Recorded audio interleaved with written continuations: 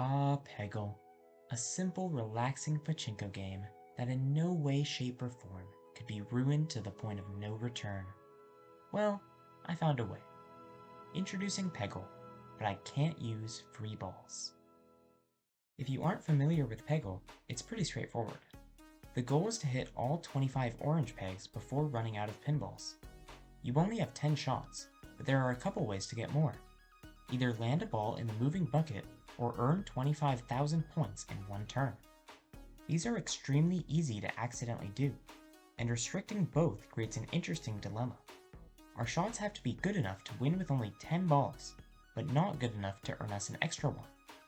Is it even possible to beat all 55 levels with this limitation? Watch and see. The first 2 levels were easy. I completed the first in 3 minutes and the second in 9, both with an extra ball remaining. Level 3 introduced green pegs, which activate a special ability to help you in the level. Bjorn's power is Super Guide, which lets you aim your shots more accurately. As the levels get more complicated, this will help out a lot. We had a couple close attempts, but ended up winning after 8 minutes with 4 balls remaining. Unfortunately, level 4 introduced the purple peg. This peg moves around every turn, and hitting it gives us a much better chance to earn 25,000 points. Since we want to avoid free balls, this adds more RNG to the run, as we can't control where the purple peg will move. As such, this level took considerably longer, but with enough time we won. The last level of this stage was a bit easier. We narrowly avoided a free ball on shot 9, but couldn't get around this blue peg to hit the final orange. In a couple minutes though, we won on a better attempt, allowing us to move on to stage 2. The master for this stage is the hamster, who spawns an extra ball whenever you hit a green peg. This doesn't count as a free ball by the game standards, so I'm fine with it. However, this ability is actually quite dangerous. Even without hitting a purple, we can still easily amass 25k points in one shot. The multi-ball also gives us an extra chance to land a ball in the bucket, so we have to be more careful with our aim. This level wasn't too hard though, as with a bit of time and luck, we beat it. It would only get worse from here though. The buffalo horns in 2-2 created a big obstacle that we'd have to spend a couple balls clearing. After 50 minutes, we had 2 balls and 4 oranges remaining. We knocked out the bottom 2 with a nice trick shot, leaving only 2 left. I'll let Live Me handle this one. Just imagine it. Yo! Yo! Yo! Yo! That's crazy. That was a crazy bounce. I'm freaking out in a Peggle game. What has happened to my life? I am freaking out in a Peggle game. This is Peggle. What am I doing? I don't usually freak out, but this was an exception. Unfortunately, I didn't realize that I would spend even more time on 2-3. The most frustrating part was that 2-2 was a harder level, but I kept losing to bad luck. Hey, what do you expect when you play Peggle? After 2.5 hours, the Peggle world record holder came to chat and blessed the run. I was nervous that our last ball wouldn't hit the orange brick, but thankfully it scraped the corner. 2-4 didn't take long, as we started by aiming in the center to get rid of the bricks, then worked our way toward the edges to knock out the remaining pegs. 2-5 had concentric circles, so we had to do the opposite of the previous level, moving from the outside to the center. And with that, we had beaten stage 2. Stage 3's gimmick is the pyramid. This increases the range of the bucket, making it easier to land a ball in it. I thought this would be a big problem, but it actually wasn't that bad. 3-1 took 5 minutes to do, winning on this shot. 3-2 was challenging for me, but after an hour I landed another 6 shot on the last peg. 3 and 4 were both pretty short, but level 15 was a doozy. The brick placement made it so winning with only 10 balls would be decently hard, causing us to lose several good attempts. It took another hour, but with some crazy bounces, we finally won with only 9 balls. Stage 4 has us play as Splork the Alien, whose ability is Space Blast. This creates an explosion around the green peg, burning a massive amount of points. This is pretty inconvenient, but could also be helpful depending on the situation. Like the last level, The brick placement on 4-1 made many orange pegs hard to reach, but it wasn't impossible. We had some close calls, but beat it in about an hour. 4-2 wasn't anything special, but 4-3 was crazy. After barely losing the previous attempt, we had gotten to 2 balls again. We hit an insane snipe on the leftmost orange, leaving 3 oranges remaining. We still had the green left, so I hit it, causing the ball to explode 2 oranges and rebound onto the final brick. But hold on, our free ball meter hit 25,000. This should have given us a free ball, but since this was the last turn, it didn't register as one in the level summary. I'll take what I can get. We beat 4-4 with an extra ball, letting us move on to 4-5. I have to say, this attempt was the best I've played Peggle so far. After each turn, we had knocked out several orange pegs and crucial blue pegs, leaving us with this final shot. Yo, I'm actually the Peggle god. I am the Peggle god. Actually the Peggle god. Yo. I got a bit cocky, I won't lie. I was breezing through these early levels. But here's where things took a turn for the worse. Claude the Lobster was the next master, whose ability is to spawn flippers on both sides of the screen. You can use them to keep the ball in the air, but it also moves the free ball bucket towards the center, decreasing the variance in its movement. In addition, the level design was getting harder and harder, so levels from now on would not be as fun to play. At this point, I realized that this game was not a physical challenge, but a mental test. With enough patience, time, and willpower, you in theory should eventually beat the game. So, I took that attitude into this stage. All of the next 5 levels took an hour or more to complete, but I powered through to the next stage.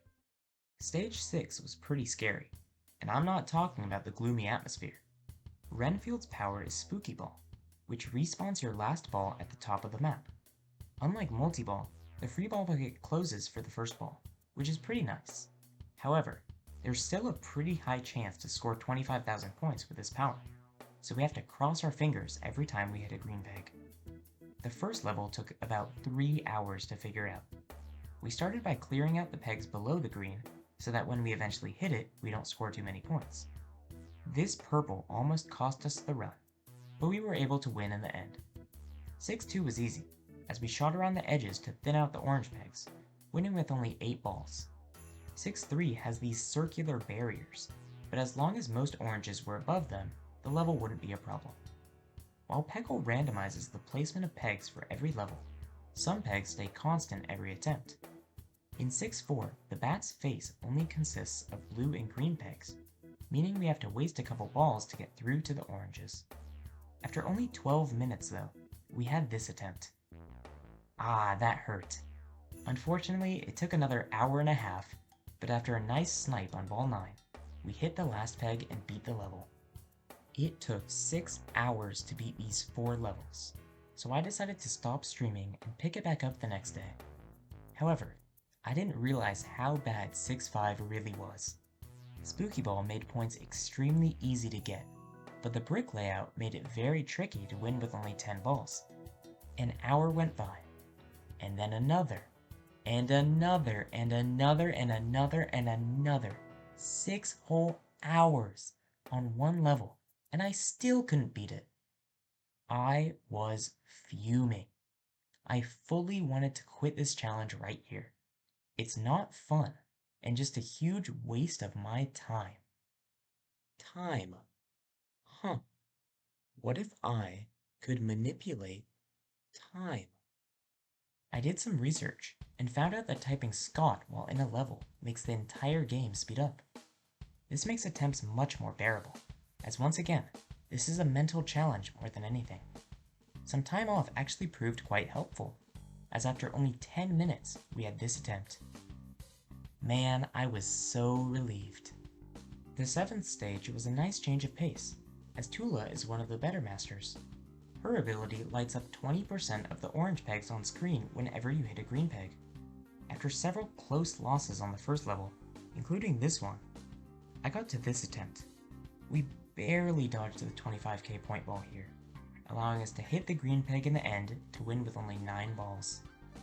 I managed to beat 7-2 in only 3 minutes, but realized I wasn't recording. I decided to redo it for the video, so after 40 more minutes we beat it again. I managed to beat 7-3 in 3 minutes too, but this time I did record it. We had a couple close calls, but won with 1 ball remaining. 7-4 took a bit longer, but we won even more handily with 2 balls remaining. Last up was 7-5, which took 12 minutes.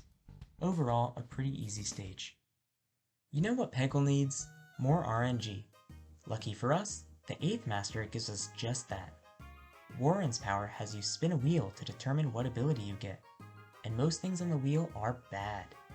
One straight up gives you a free ball, so if we get that, we have to restart. Another is triple score for 2 turns, so instead of needing 25,000 for a free ball, we only have to get 8,300. This isn't an instant loss, but it's pretty close. We either get a free ball with points, or throw away 2 shots and likely lose to a game over. The final 2 options are pretty average. The magic hat can be very useful for eliminating pegs, but might earn too many points along the way. The final option is a random power from the past stages, which could be good or bad. As you can see, good luck is bad luck, and bad luck's bad luck, so we're gonna need all the mediocre luck we can get. 8-1 started off okay. Our first green was flower power, but our second was triple score. After narrowly avoiding the point-free balls, we beat the level with a nice trick shot. The magic hat helped us clear the upper pegs on 8-2, letting us shoot through the bricks to hit the bottom oranges. Like the first level, we got lucky with flower power on 8-3. I didn't want to risk losing the run to the other green peg though, so we danced around it to beat the level. Fittingly, 8-4 was the biggest roll of the dice, as the cube formation made it really tricky to hit some of the orange pegs. I prioritized clearing out the inner edges, as it makes the map much more open. With a lucky spin of Super Guide, we hit some trick shots and won with a ball to spare. 8-5 also had right angles, but it was a bit easier. After a couple minutes, we had 1 final shot to clear 3 oranges. Needless to say, we aced it. Stage 9 has one of the best masters in the game, the Dragon. His power-up is the Fireball, which burns through pegs wherever you shoot it. This is great for several reasons. We can more accurately predict how the ball will bounce when aiming, and can shoot normally hard-to-reach pegs with ease. Additionally, the ball bucket closes every time you shoot a fireball, which is a nice perk. The only con is that you have a decent chance to score 25,000 points, but you can definitely plan around this. Like most stages, the first level took me a while to figure out. After 2 hours, this was one of my closest attempts. I hit an orange into a green peg, then shot through the blues to hit the orange in the bottom corner. But this was still hopeless, as I had to hit 3 very spaced out oranges in order to win. I did it anyway. This might be my favorite shot in the whole challenge. After this long level, I beat the next one in 10 minutes. Level 3 was a bit tricky due to the condensed bricks, and it was also pretty easy to score points on. In fact, I actually managed to score the maximum amount of points allowed for this challenge here, 24,990. Unfortunately, I lost immediately after this. It took another half hour, but we finished the level up. Fireball was pretty helpful in the last 2 levels, as we didn't have to worry about scoring too many points due to the peg positioning. 9-4 took 10 minutes, and 9-5 took 30. Up to this point, I'd say I was on fire. While Stage 9 had the best master, Stage 10 has without a doubt the worst master in this whole challenge. Who? The owl is the final master in the game, so you would expect him to have a pretty good ability, and indeed he does. Master Who's power is Zen Ball, which takes your shot and optimizes it to shoot a better one. This is terrible. These optimized shots almost guarantee a free ball, and we can't do much to stop it. Trying to avoid greens also poses an issue, as these late levels have gotten so difficult that winning with only 10 balls is a challenge on its own. The only way we can sort of counter Zen Ball is aiming in a purposefully bad place, so that the improved shot isn't game losing. I found shooting in either of the top corners to be quite helpful, as it drastically limits the scope in Zen Ball's calculation. These pegs under the rotating pole were the most troublesome, so I used my other Zen ball to take them out. This was my closest attempt by far, as I had 2 balls to take out 1 peg. The problem is I couldn't shoot through the pole, so I'd have to rebound off another peg to hit it. I didn't even come close on the first shot, giving me one last chance to hit the peg. He aims, he shoots, he scores. 10-2 was another crazy level. In order to hit 1 orange in the innermost circle, we'd have to spend at least 4 shots getting through the outer layers. This leaves us with 6 more shots to finish the level, which is as hard as it seems. Additionally, Zen Ball combined with curved bricks can easily score a lot of points, leading to countless resets. We got really close on this attempt, but lost to the purple peg. I found attempts with early Zen Balls to be the best, as our point multiplier wouldn't have any effect yet. Additionally, the outer layers mostly consisted of blues, which scored the least amount of points.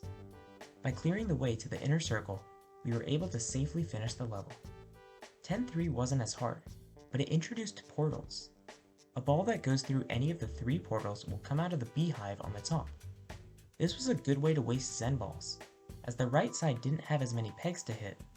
After a little more than an hour, we hit both remaining orange pegs in 1 turn, winning with an unused ball. Hey, remember that last level that took 6.5 hours? Want to see me do it again? 10-4 had a harder level design than 6-5, as well as a worse green peg power, making it a nightmare to play. Here's every time I lost without getting free balls. Don't get me started on the attempts I lost on points. After 7 brutal hours and a couple average Zen Balls, we had 2 balls and 3 oranges left. With shaking hands, I aimed at the top orange and thankfully hit the one below it. I had finally beaten the 4th level. But there was a level after this. 10-5 wasn't as bad, but it was certainly close. The majority of pegs move, so it was hard to predict the ball's trajectory. It took a while to get used to, 3.5 hours to be exact. With a nice 3 orange combo on the 3rd to last shot, we hit the last 2 oranges with minimal stress. It took over 15 hours to beat 5 levels. You can see why I'm so relieved to finish the last master stage. But wait, there's still some levels left. The final gauntlet awaits. The last 5 levels all had difficult layouts, but fortunately we're able to select any master to help us beat them. This is actually really exciting, as we can choose a character best suited for the level ahead instead of having to rely on an owl. Who knew that strategizing could be more fun than luck-based gameplay? Sure wish I did 50 hours ago.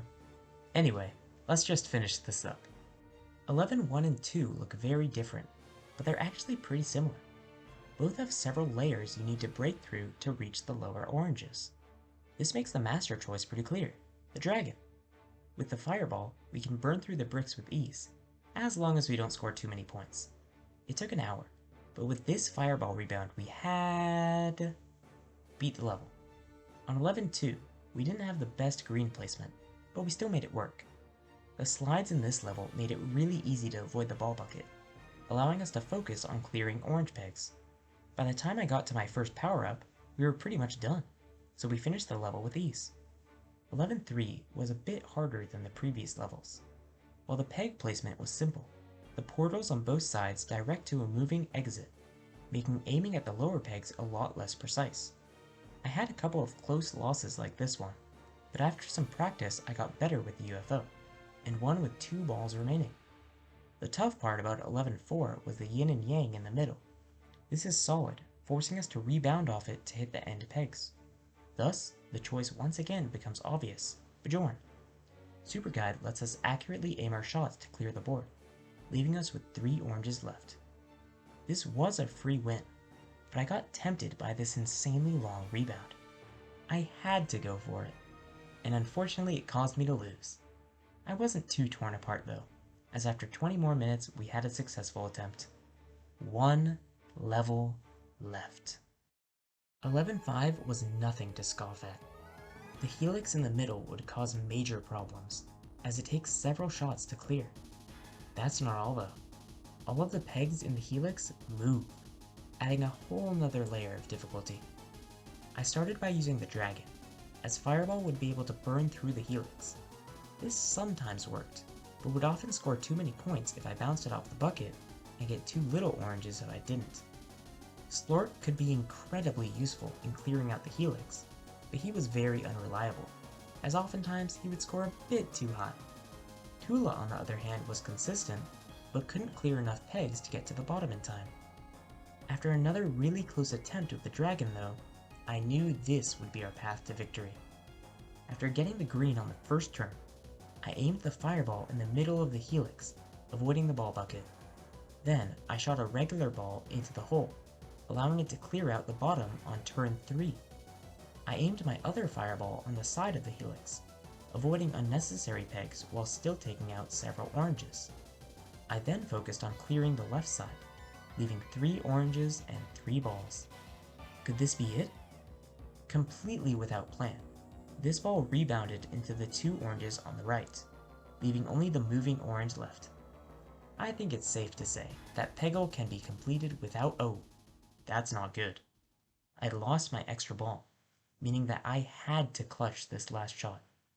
Now I was nervous. With a deep breath, I took the shot. That was terrifying. And with that, we had beaten Peggle without getting any free balls on our successful attempts. I'll be honest, this was not a good use of my time. I didn't have fun for half the challenge and wanted to quit several times. But hey, it's done now. I'll take the satisfaction from that last level and move on. Anyways, if you liked watching me suffer, shame on you. I mean, follow me on Twitch or subscribe here.